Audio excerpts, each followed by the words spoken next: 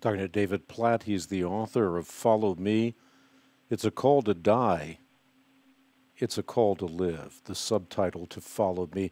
The book available through the Ministry of the Christian Research Institute. You can order online at equip.org. You can write me at Post Office Box 8500, Charlotte, North Carolina, zip code 28271. Also, resource consultants are standing by. That number, 888-7000, and the letter CRI. David, I want to broach sort of an alliteration here, for and from. You can't work for your salvation, but we are certainly called to work from our salvation. Something not often preached is that there are degrees of reward in heaven, and there are degrees of punishment in hell, which is to say that we can build on the foundation of Jesus Christ either using wood, hay, or straw, or gold, silver, and costly stones. Talk about what it means to lay up for ourselves treasures in heaven where moth and rust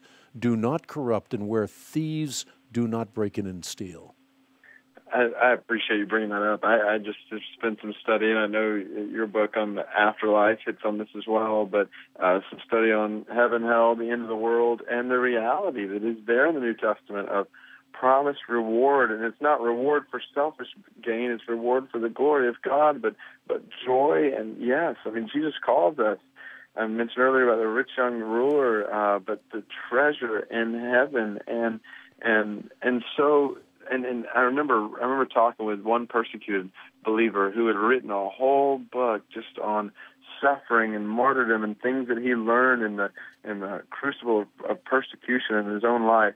But he got to the title of the book and he said, I've got to include reward in heaven in this title because it's so linked with all these calls to discipleship in Scripture. So we are called to reward and called to joy in the same way. And so the way I try to put it in a middle class kind of culture that I live in, okay, we're called to invest in all kinds of things. So invest in education because this is what it'll bring. Invest in stocks because this is what it'll bring. And put your investment in this company or in that area, and this is what it'll bring. And to say there is a far wiser place to put your investment.